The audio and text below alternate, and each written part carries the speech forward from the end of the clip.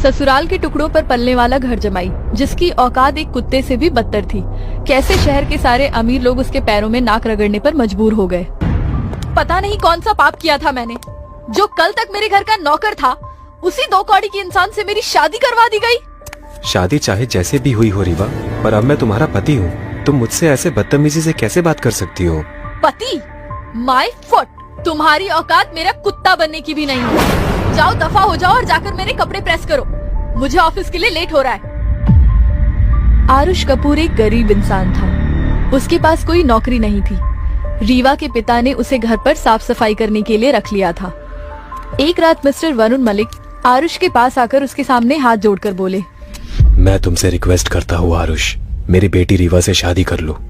ये आप क्या कह रहे हैं? मैं आपके घर में नौकर हूँ, मैं अपनी ही मालकिन से कैसे शादी कर सकता हूँ? ये एक बाप की मिन्नत समझ लो या भीख, पर तुम्हें मेरी बेटी से शादी करनी ही होगी। तभी मिस्टर वरुण ने आरुष से कुछ ऐसा कहा जिसे सुनकर आरुष को ये शादी करनी पड़ी। रीवा एक बिजनेस वुमेन थी, पर वो अपने पापा की कोई भी बात नहीं टालती थी। उसने शादी करने के लिए लाख मना किया, पर मिस्टर वरुण कहाँ किसी की सुनने वाले थे और जबरदस्ती आरुष और रीवा की शादी करवा दी।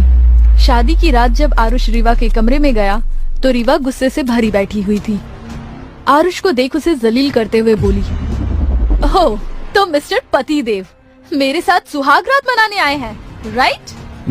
नहीं रीवा, ऐसी बात नहीं है, पर अब तुम मेरी पत्नी हो तो मुझे इसी कमरे में रहना पड़ेगा ना? ओह शट अप! ऐसी क्या पट्टी पढ़ाई तुमने मेरे पिताजी को, जो तुम जैसे गवार को मेरे पल्लू से बांध दिया? जानते हो मेरा खर्चा कितना है, मुझे कैसी लाइफ जीने की आदत है, और तुम्हारी औकात क्या है इस घर में और मेरी जिंदगी में? हमारे इस बंगले में झाड़ू पोछा करके कितना मिलता है